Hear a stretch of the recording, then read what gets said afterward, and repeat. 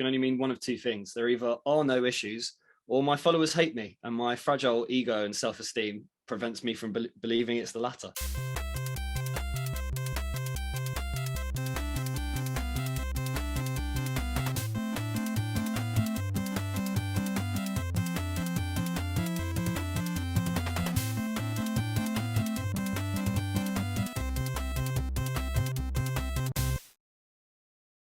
Welcome to Thinking Deeply About Primary Education, the podcast that makes time and space to think about pedagogy, teaching and learning, professional development, anything of interest in time-poor but enthusiasm-rich primary teachers. This week, I'm joined by Christopher Such. Hello again. And Elliot Morgan. Hello. And we're going to explore the first year and potentially the second year of the Early Career Framework. But first, Chris, what you reading for?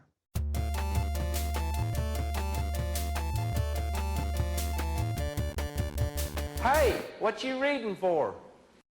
This week, I had the opportunity to look back across a load of papers relating to fluency because someone got in touch via a direct message asking me about some of the research into it.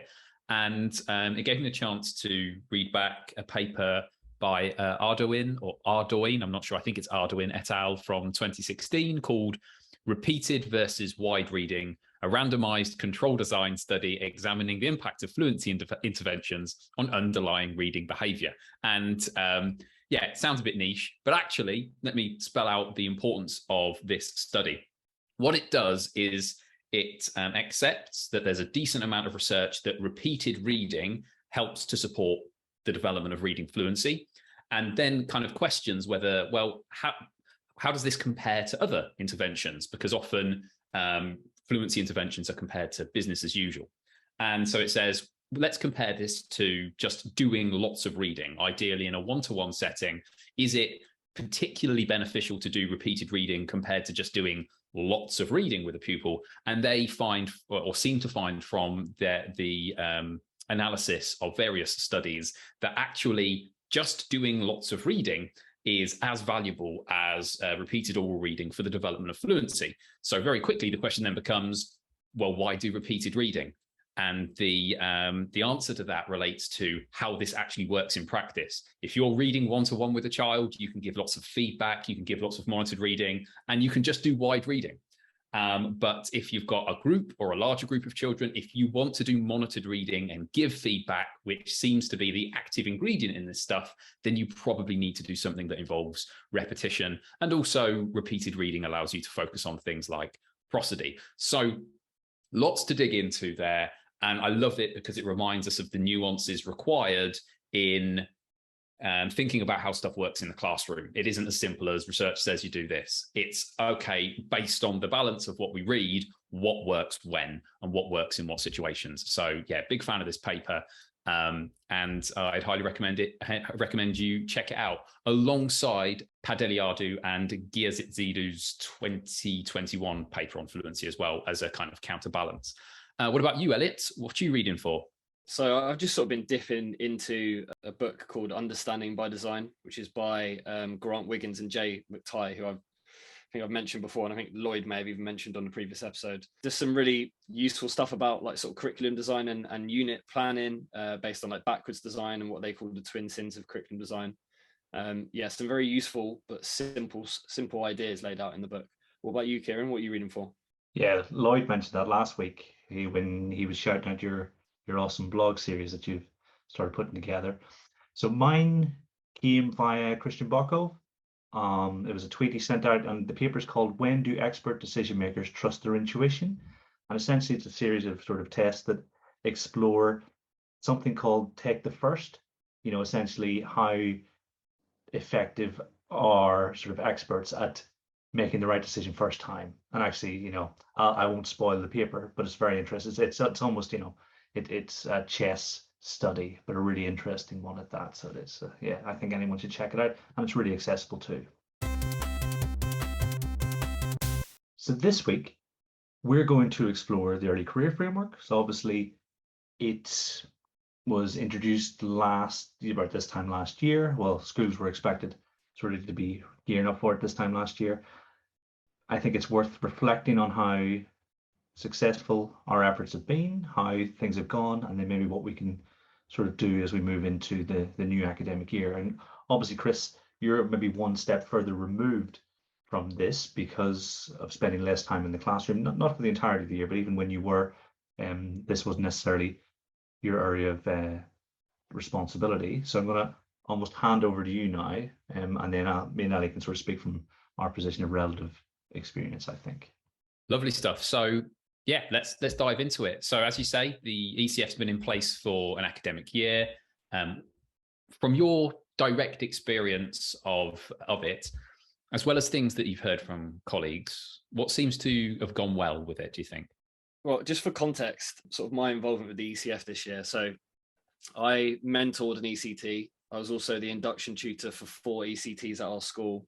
And I was also a facilitator for one of the providers. Very late on in the year, the provider I was working for had an Ofsted, and I was interviewed for 2 sessions in that as both a mentor and a facilitator. So I feel like I got quite significant involvement with the ECF this year. In terms of like what's gone well, rather than just focusing anecdotally, I went to look at the survey that the government conducted in December and January, because it had about 18,000 respondents. So that can be far more significant in telling us what the strengths and weaknesses than sort of anecdotal evidence. And the ECTs were asked in that survey what was the single most important aspect that they hoped to gain from the program. And the sort of overwhelming or most reported response was that they wanted to receive constructive and non-judgmental guidance and support. Now, the survey indicates that that has been achieved because 96% of the ECT surveyed said that they rated their mentoring relationship as really good, and that they felt really supported by their mentors. And interestingly, in that survey, ECTs were rating the support from their mentors higher than the mentors were rating their own abilities. So this implies that the mentors are being much more effective than they think they are, which is perhaps to do with a workload issue, which we'll talk about further on, I imagine. The majority of respondents said that they liked the quality and the content of the training and of the resources. ECTs, mentors, and induction tutors all said that the communication from the delivery providers was good, that the information provided was clear, and that the providers were very responsive to queries. And that's certainly true to my experience as an induction tutor. And they found that the majority of induction tutors reported that they were very knowledgeable about the content. And I think this is a true strength for the ECF because it allows the delivery of the ECF in schools to be much more effective, but also it allows schools to structure their support outside of the program to be more effective as well. Most induction tutors said that they thought it was either on par or better than what came previously. I certainly second that. I think it's far better than what came previously. The survey also showed that engagement is very high, especially in primary schools, and that most induction tutors and mentors said that they felt satisfied with the provider program. Sort of more on an anecdotal and personal level, the way the training has been structured is far more comprehensive than what came before. You've got self-directed study, you've got extensive reading, you've got conferences that were via Zoom initially because of COVID and now in person. I think that far exceeds the provision that came before. It's very similar to the new NPQs, much better than the old NPQs as well. A real strength also, I think, is that we now have like a year of a workforce, this workforce cohort that has the same sort of codified knowledge, which is rooted in the best of educational research, which I think is paramount when you've got teachers coming from a variety of pathways. Having worked with many ECTs and NQTs over the years that have come from like PGCE, School Direct, and like assessment only ones and stuff, there is a significant variance in the teacher quality of those coming into profession, not through any fault of their own, just because in the wide variety of pathways they can take. And I think the ECF now ties in better with ITT, and it revisits important content more regularly, which is a huge strength. And then lastly, sort of perhaps a potential future strength is that we've now doubled the length of induction. So next year, ECTs will have their second year induction where they still get 5% out of class. This will not only increase their chance of staying in the profession, but it's going to increase how well prepared they are to handle the job.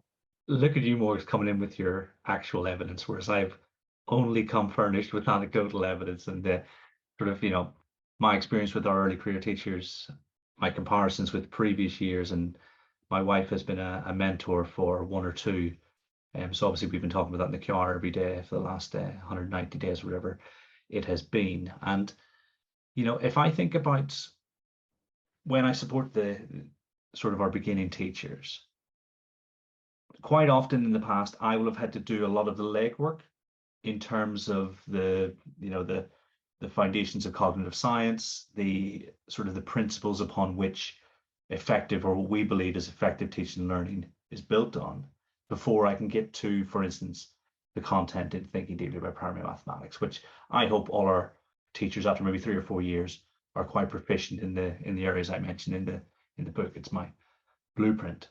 And I find this year I've had to do a lot less of that, the groundwork, because the meetings between the mentees and the mentors, whatever sort of additional courses are in place for them, they understand a lot of the content that I hope they will. So you're talking about codification. I can talk to them about sort of various principles, and they will have some sort of, even if it's not completely fleshed out, something to build on. So I find it, from my perspective, really sort of, it helps me hit the ground running when I'm working with someone. So maybe the examples I'm thinking of have been from maybe February onwards, after they've done that first big 14 weeks, and maybe even longer than that. And then I'm in there between, in terms 3, 4, 5, and 6. And certainly we could do a lot more math specific pedagogy, and a lot more on what makes quality teaching and learning, because I think a lot of the groundwork was in place. And I'm not saying it's that we're by any stretch of the imagination finished product, but I felt our starting point was better. Where things went well, I think. I think, yeah. So I mean, it seems to be like the teachers I've seen go through the program this year are certainly much more effective teachers than I was at the end of my first year. But like I said, this is just me observing things, comparing it with previous years and comparing it with myself. It took me maybe 6, 7 years before I was reading about cognitive psychology and things like that there. So yeah, I think it's been, where it's gone well, it's been a really positive experience. Two things there. Like, I agree. I'm incredibly jealous of the provision that teachers have coming through now. I really wish I had that, and I think it would have set me off on a different path, or accelerated sort of becoming more towards an expert teacher, rather than slogging away for years and years and years. But what's interesting there is you said that you found it much easier to work with these ECTs because they've got all this groundwork already. And in the 25 ECTs I had in my group, when we were doing sessions on memory and things like this, they were like, oh, we've already done this before. We already know this. We did it in our ITT. And it was like a bit of a difficult conversation to sort of explain to them, like, yeah, but you've got to revisit this stuff. It's so paramount to good teaching. You have to revisit it, and trying to explain that, look, I've been reading around memory and space practice and all these things for a few years, and I still feel like I'm learning about it all the time. And I think that has come up in a few like surveys and comments on Twitter online, that a lot of ECTs feel like they're just revisiting the same old content and it's making it boring for them. But we really need to stress how important that content is and why it needs to be revisited. So a lot of positives there. One thing too that I wonder, from my relative lack of experience with this, is to what extent would you say that the current way of doing things is potentially more supportive of mentors who perhaps have fallen into the role or been pushed into the role, or just for whatever reason either less enthusiastic or less equipped to do the role? And there are bound to be some. Do you think that the current way of doing things is likely to be more supportive or less supportive? My wife at the start of the year was given a choice about what CPD she would like this year, and one of them was an 18-month apprenticeship in instructional coaching. And I don't think the school would have had such great progress with the ECF had she not also been studying that at the same time, because she's really found her passion. She thinks, okay, I really enjoy coaching people. It's fantastic seeing people grow, and she sort of rekindled her love of reading about education and things.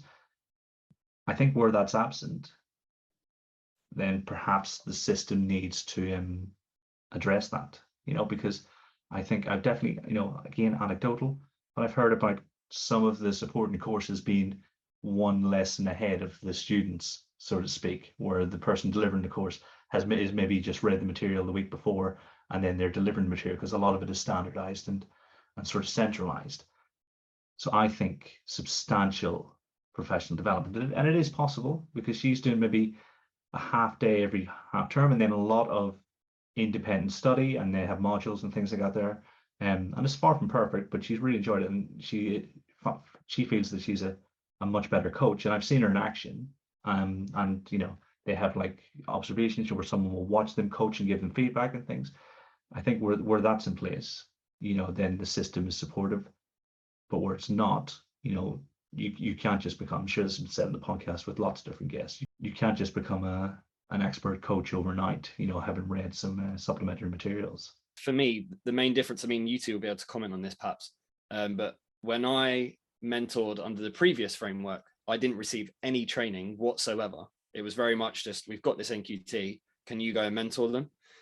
So the stark difference, I think, now is that mentors are receiving training, which I think they spend maybe roughly an hour a week, I think, is it, on self-directed study. And then obviously they have the sort of formal and informal meetings with their ECTs. But that training is the significant difference in how mentors are supported. And I think it then obviously filters down into how well ECTs are supported. I mean, yeah, I feel unfair then in my comment about how I've heard about people being one step ahead of their students, but you know, because there was no training in the past, was there? It was just, you know, you've been teaching slightly longer than some of these people, you can be an NQT mentor, you know, off you go and see what happens, you know. So yeah, I take your point on that one. Actually, to be fair, I'm glad there's some training, you know, but I always had the highest expectations for what's available for us as teachers, don't I? I think it's sort of like, well, especially for those of us who use Twitter, it sort of coincided with this real push of instructional coaching as well. So where we were already like familiar with reading around that, a lot of the providers, if not all of them, I think, are following a sort of an instructional coaching model. So it ties in quite well with that. So one of the things that one of the reasons why I asked the question about kind of more supportive is something that my partner said, where she's been a mentor this year of a secondary maths teacher.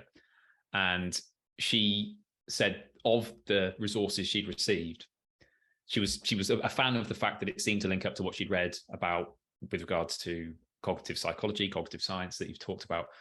But she also said, at the end of it, it's not going to make, if you've got a terrible mentor, it's not going to make them good. And if you've got a brilliant mentor, it's not going to make them that much better. But there does seem to be, from the discussions I've had, that there's quite a lot of marginal gains in there. There's the potential for putting a certain baseline in to support those that are really struggling to be a mentor, and to maybe just tweak and give a little bit of support to those who are already an experienced, dedicated, excellent mentor. Talked a bit about the positives there. I guess that naturally brings us on to the things that have not gone quite so well. So I actually put this question to my followers on Twitter and received no responses, which can only mean one of two things. There either are no issues, or my followers hate me, and my fragile ego and self-esteem prevents me from believing it's the latter.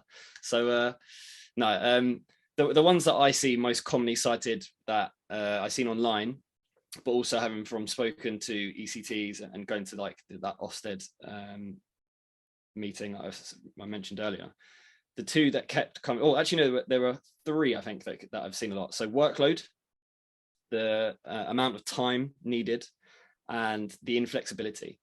So in terms of like workload, it seems like a lot of people are citing the heavy workload as the reason that they really don't like the ECF. So it's not necessarily the content of the ECF that they disagree with, just how much workload it creates for mentors and for ECTs. And yeah, this sort of being the main reason for their overall dissatisfaction with the ECF. In terms of the time commitment, from what I hear, it seems to be more about the time commitment for mentors rather than ECTs. Obviously, the workload for ECTs is high. The difficult thing around the workload for ECTs is that they're obviously new to the profession and they have no benchmark of what the workload in teaching is like, and it's obviously incredibly high. So yeah, a bit more difficult to sort of pick at that. I think the mentors, there's saying that they're either spending too much time on training but also that they're not necessarily getting the time from their head teachers, even though it's meant to be a statutory thing. And then the last one was a sort of perceived lack of flexibility. So a lot of commented on saying that like the content's not tailored to their setting. I had a early years teacher in my group, and it wasn't really tailored towards her. But then when we fed that back to the provider, they were very responsive and started filtering that into future sessions.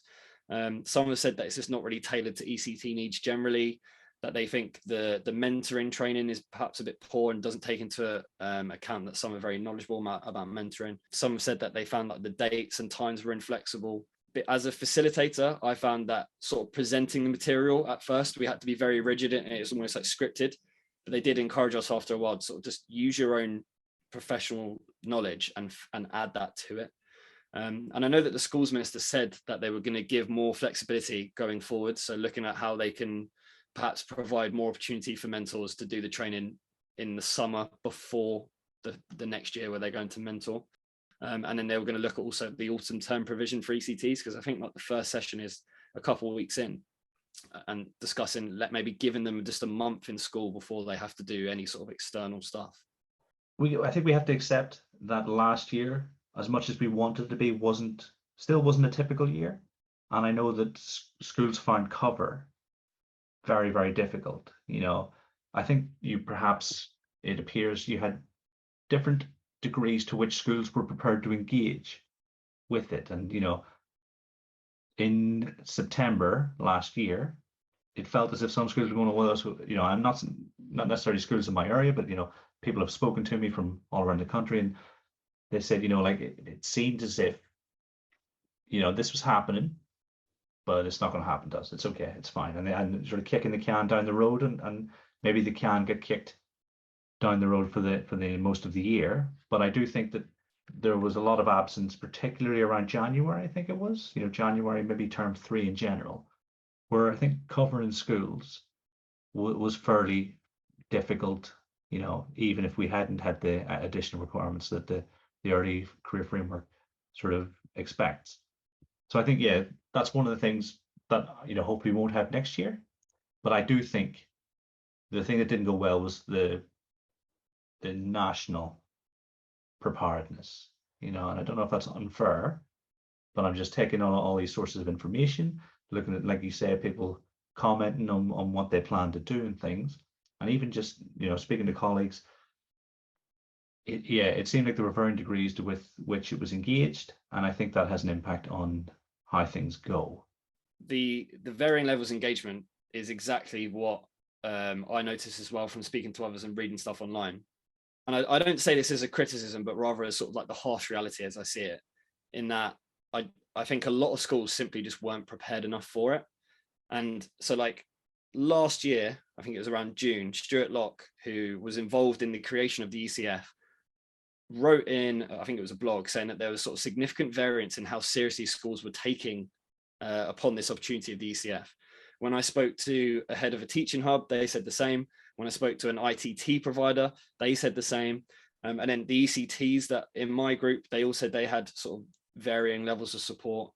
And from that survey that I quoted earlier, I'm just going to quote a little bit now. It said that lead providers felt some schools did not fully understand the statutory entitlement of ECF-based induction programs, and so were not giving participants, particularly mentors, sufficient support or allocating the appropriate time for them to engage with the training program. Lead providers felt DfE could help raise awareness and clarify messages around the statutory requirements. It's sort of a bit of both there, isn't it? That talks about how perhaps the government didn't raise awareness enough, but also that some schools just didn't engage with what was put out there, and that's led to mentors and ECTs feeling under-supported. And I think obviously a big bit about that is about sort of timetables and sorting cover, but that is an implementation issue, isn't it? It's not the fault of the ECF itself. And I feel that if schools had been more suitably prepared, perhaps it wouldn't have been an issue at all, because ECTs still have the same 10% reduced timetable as the NQTs had before them.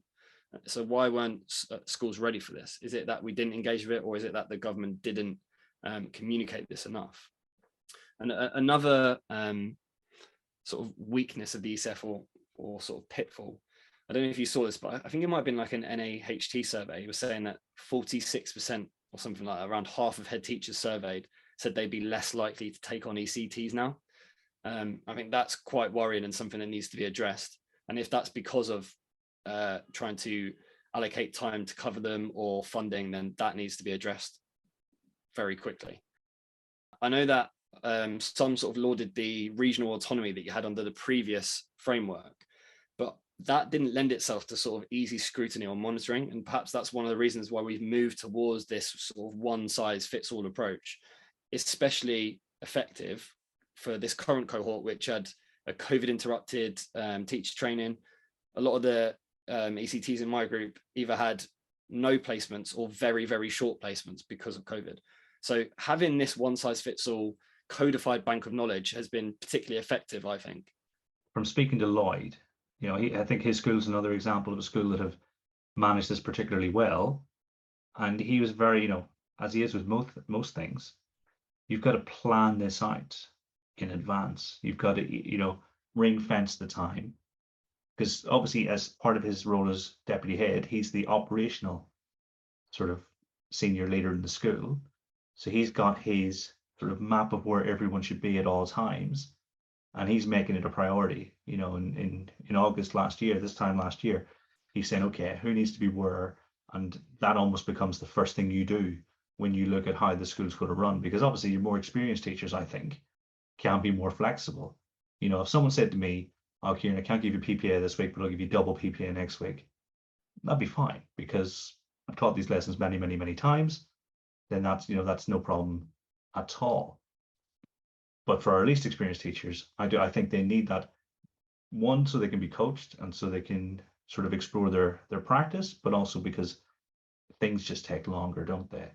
So I know that where this has gone well, the willingness of the operational person, and I'm thinking about the operational deputy heads in my own schools and how willing they were to absolutely bust a gut to make sure the time was available. I could see them perspiring some days because the sort of the school calendar just was at its limit, but they made it work. And like you say, by doing deals with more senior teachers, with assistant head teachers, that kind of thing, because with experience comes the capacity to be flexible, I think. So I know that that's one thing he'll be shouting at his phone or whatever he listens on as he listens to this one, is that having that plan and being prepared to ring fence that time, I think, goes a long way.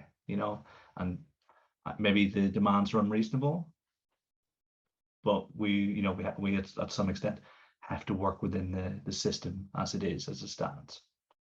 That all makes total sense. I guess just something perhaps to add on to that, and that is strongly implied what both of you have said, but just to perhaps make explicit even further, it was both in the preparation for the ECF and, as you say, last year in terms of absences, an incredibly difficult time to be implementing something new, even if we were to say something significantly better organised. Just new it was not the ideal time for new for any school. And I think I'm probably not speaking for too many, but perhaps I am when I say I think a lot of school leaders were close to buckling under the strain of trying to make sure that mentors were freed up and ECTs were getting time, etc. I think it was more the time required for mentors, because schools were, even if they hadn't really wrapped their head around the ECF, they were ready for the fact that they were going to need to give a certain amount of time for their ECTs. I think what they were less ready for was the commitments required for the mentors, etc. But yeah, there's bound to be a spectrum of schools that have coped with this really well, and at the other end, schools that have coped not so much. And in some cases, there's going to be culpability involved in some cases, it's just going to be pure circumstances that have made it not as ideal as it could have been. So that leads us quite nicely into the next question, which is, what could the government have done better to alleviate the teething problems faced by schools trying to implement the expectations of the ECF? Yeah, like you say, Chris, and in fact, it feeds directly into what you were just saying. Why did it have to be last year? Why did it have to be done yesterday? Why couldn't we have had schools with time to explore what was expected, to have time to get familiarized themselves with the materials, to train a cohort of mentors, and then do things, the way Ofsted would expect a school to do things, with prudence. That's the big message on on the MPQs, be prudent. Why is it on a governmental level we weren't prudent? Because it just, any mess that has been created, I think, stems from the fact that we were told about it at one point, and in another point very, very shortly after that, we were expected to be implemented. And I think they could have done better by being more strategic and behaving the way successful schools do, and taking the time to map out the journey. I think the same thing can be said of the multiplication check. I know we had 3 or 4 practices, or maybe 2 or 3 practices during COVID, but I know that a lot of schools weren't prepared for the multiplication check this year because they had a million other things on their minds, and I expect the national score to make a big jump. Not that there is a national benchmark or anything, but the number of people scoring 25, I think will take a big jump next year when schools have had the experience of it. So, I think that it stems from not being strategic. I think that has caused most of the issues, if not, the vast majority of them. I think there's an extent to which that is, I don't want to say inevitable, but difficult to avoid because of the politics of it. If you are a schools minister or education secretary, you want something done, and you want it ideally up and running and something that you can say I've done before you're transferred to another department. And that's always going to be the case, and is probably even more the case if we think about what's happened politically in recent times. But yeah, it does strike me as less than ideal, certainly. I mean, I don't want to make this the daily politics show, but we went through that white paper, and I've seen some publications since the white paper about how they've been meeting, some of the things they said. And those things don't really exist. They're like those 400 hospitals that were meant to be built or whatever. Over this most recent couple of Conservative governments, they haven't happened. So why not do this properly? Like I say, I don't have a horse in the political race in the United Kingdom. I just get on with my job, But I don't think that argument has holding water, because most of the things that are being pushed as successes don't really exist. Like the 90 million hours of tuition. There were 3 new forms or ways of counting those hours of tuition over the course of term 5 and 6. It ended up with a weekly survey on the number of hours. Anything to get those hours up. Didn't matter how good those hours was. I am veering off. I'm soapboxing, and Elliot said he wouldn't, so I should probably stop. But yeah, for me, it could have been. It could have, or the teething problems could have been alleviated by being sensible rather than being political about this, I think. Yeah, just to add to that, a couple of things for me stand out. Principally, funding. The fact that funding wasn't earmarked for it, and head teachers had to find it from a separate grant, which I believe is allocated based on sort of like pupil numbers and characteristics rather than the amount of ECTs you have. So that obviously potentially penalised some schools, despite the fact that they had to meet the same requirements for their ECTs as other schools that may have less ECTs or more ECTs. And as I understand it, the year 2 funding doesn't arrive till the end of year 2. So potentially you could have the same issues there again. So they could have given the money at the start of the year. And sort of second to that, they should have just prepared schools better. It shouldn't have been like up to schools to figure out this stuff for themselves. It should have been like mandatory, I don't know, conference or email or however they choose to disseminate the information. But it should have been every school understanding the conditions in which they had to prepare for ECTs, because it's quite worrying for head teachers to say that they perhaps don't want to take on ECTs anymore, or would think twice about it. And sort of lastly, I guess continually surveying schools and ECTs and mentors and so throughout the year. I know I referenced that one from December and January, but I don't know when the next one is or how many they're doing. That would certainly be wise to alleviate any sort of problems going forward. I think it's impossible to separate all this from one key word you said there, which is funding. If we think about the pressures that are going to be on schools in the next academic year relating to heating bills, relating to having to find the money for pay rises without without matching extra school funding, that's going to be an incredibly challenging thing to do. And obviously, if you're already struggling to think about, well, how am I actually balancing this? How am I paying for the teachers or the HLTA or whatever it is in a primary school to cover the for my mentors, etc.? Then yeah, it just becomes it becomes even more challenging than it already is. So it's tempting to say, let's look at this outside of the kind of political side of things, but it's almost impossible to do as soon as you get into a discussion of funding, which is inseparable from these kind of things. Funny you say that, Chris. Today, a letter came through from one of the trade unions, and it was talking about the pay rise and how this is unacceptable. But at the same time, you understand that energy bills are going to triple next year, and if we don't have this funding come from sort of central government, we're trying to find 3 times as much for the electricity and the heat. I don't really care how much I get paid. I'd much prefer the school was open and the kids had somewhere safe to go for 40 odd hours a week, and maybe that's overly altruistic. I know we warn people about doing that kind of thing, but it's such an intense time, that as Elliot was talking about funding, I was thinking, it's great. I don't think I've experienced anything like this. Always funding's always an issue, but right now it seems really, really acute and really, really intense. Moving away a little bit from the political stuff and thinking to the future, perhaps with a slightly more positive mindset than I've kind of forced upon you. What can schools do you think, to make sure, or to do the best as they can to make sure that the ECF works better next year? Kieran and I spoke to Lloyd and Neil just before we came on, and they had some suggestions for this. They talked about making sure that protected time is factored into your timetable prior to the year starting, and that you safeguard it properly throughout the year. You protect those weekly meetings between mentors and ECTs, because by having it planned and protected, it makes it far, far easier for everyone. Lloyd also talked about not underestimating the workload on your mentor. It's very easy to think that they're experienced teachers so they can handle it, but it was new to them as well. So you need to protect the time they get out as much as you do the ECT's time. And Lloyd also suggested what I think is a killer idea.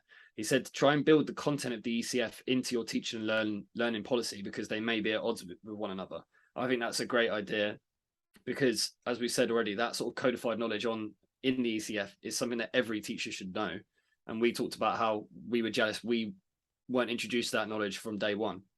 So making sure all teachers in your school know it, no matter how inexperienced or experienced they may be, is essential. Both of them suggested that, they were saying, obviously in year 2 of being an ECT, you get 5% out of class. And they were saying that some schools are thinking about combining it so that every other week, the ECT just gets 10% out, because then they can get much more done than they can in 5%. Generally, I would say, how are you cutting workload for ECTs and mentors? You know that they've got a busy workload, so what are you doing to cut it? I mean, I saw on Twitter that one ECT has been made a member of SLT. I mean, it beggars belief. I also had 2 ECTs in my cohort who were subject leads. They were leading a subject from day 1 in September of their first year of teaching. That's just, well, I won't say what I truly believe that is, but please avoid adding extraneous workload for ECTs, because it is difficult to manage that workload when you're new to profession. I think it's been a while for us all now, but you forget how difficult it really is when you start out. In terms of mentoring, sort of while the ECF is in its sort of nascent stages, as is this whole new approach to mentoring, I'd probably recommend using experienced mentors who, if possible, aren't class-based, because I think a lot of mentors who were class-based found it a bit of a shock when it came to workload. However, that being said, it is very good experience for someone who has never mentored before. Sort of lastly from me, the inflexibility thing. So I'm just thinking about the mentors I had in my school. They were coming to me and saying, look, this week I've got to give them a target. Next week I've got to give them a different target. Next week a different target. And I just told them to use your professional judgment and allow them to follow the same target for a while. Every ECT or NQT I've ever worked with has always struggled with modeling. So don't say to them, right, today's target, we're going to do modeling and do it for a week, because that's something that takes a long time to nail. It takes years to really, truly nail it. So give those targets for a while. Make them 3 weeks long, 4 weeks long. You don't have to be inflexible and stick to this sort of rigid program or booklet just because that's what you've been told. And that's what the schools minister said. They want mentors to use their professional judgment and be more flexible in how they approach the program next year. Yeah, I mean, it's funny you mentioned there, Elliot, about, all teachers need this. One of the best things I've seen this summer is the mapping that Emma Turner has done with walkthroughs in the early career framework. So essentially you can go through all 3 volumes of walkthroughs. And I think Oliver Caviglioli said, if you have the membership, what a lot of people who are using walkthroughs do, once you click on one of those hexagons, I think they were hexagons, you will get all the information as the mentor that you need for that particular sort of point.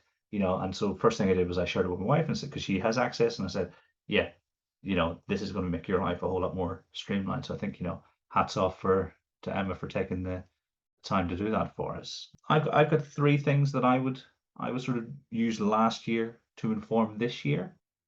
I might even, with the idea of training mentors, like you say, Elliot, I might almost have a 3-year view to this. Okay, we'll see how this goes, but I know that by the time we hit like 2024 or 2025, that's when we're going to be fully operational on this, where we can guarantee the quality of our delivery of this, But obviously I've got a lot more capacity to think like that. But I know my head teacher friends and colleagues, maybe have a bit more pressure on their shoulders. But the things I would do is I would choose your provider.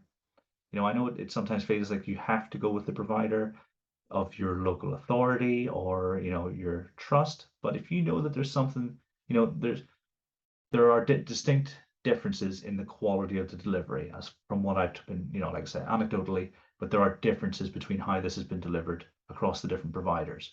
If you were dissatisfied this year, I would find a way to find your provider, that you want and that you have heard they do a really good job. So I'd move heaven and earth to make sure you had the right provider, because you want to guarantee that that sort of high quality of the sort of centralized training.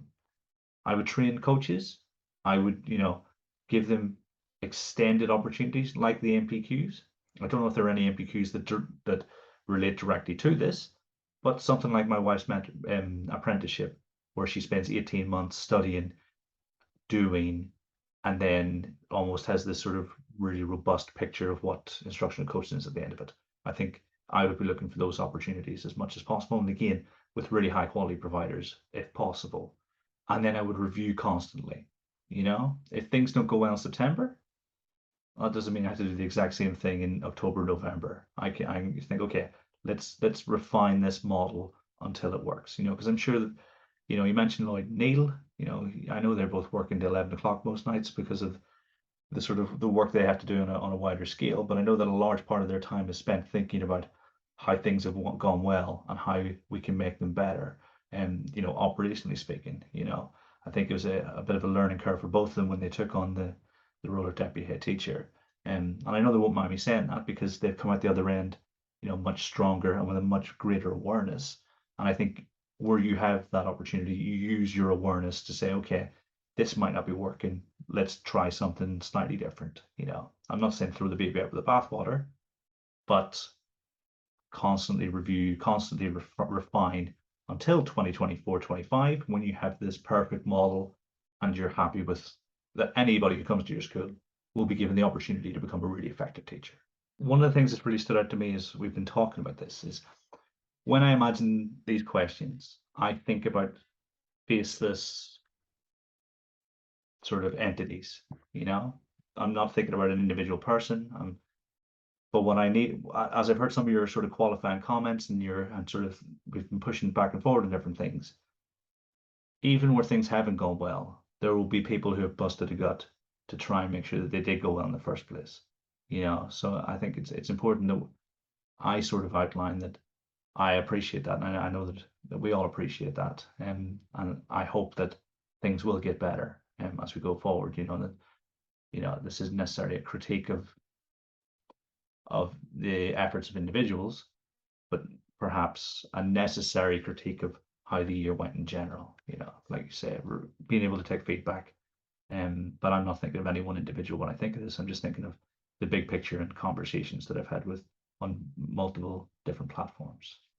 I think at the heart of this, or a lot of it, if we're being as positive as we can be, is that the fact that this whole thing was first year first attempt. And at the very center of how we can make sure we do this better, not just like on an individual school level, but thinking about the last question on a national level, etc. It's kind of making sure that we're open to feedback as well. There are bound to be mentors out there, and you mentioned about different programs, but there are also bound to be mentors out there that took what was provided to them and did a really excellent job with it. And one of the things we need to do is find out, okay, so how did you do that? And then see as many of those as possible, find the commonalities between them and say, okay, these are the boundaries within which a mentor can be flexible. Because I guess at the moment, it's hard to know as a mentor, how much flex is there? How much room is there to make this fit to the context in which I teach and to the mentees that I'm working with? So yeah, I think there's a lot to be hopeful about, and a lot of reasons to think that with the experience of the previous year, that things will be better in future. This isn't the first time we've discussed the early career framework. I reckon we should come back this time next year to see what has happened in the next 12 months. Fingers crossed that we take a step forward, because I do think it can support teachers in becoming the teachers they want to become, and that we know that our children deserve. So yes, I'm looking forward to that chat. Also, have to do is say thank you very much for joining me. Thank you very much, Elliot. Thank you for having me. Thank you for hosting the show this evening, Christopher. My pleasure. And everyone at home, until next time, thanks for listening.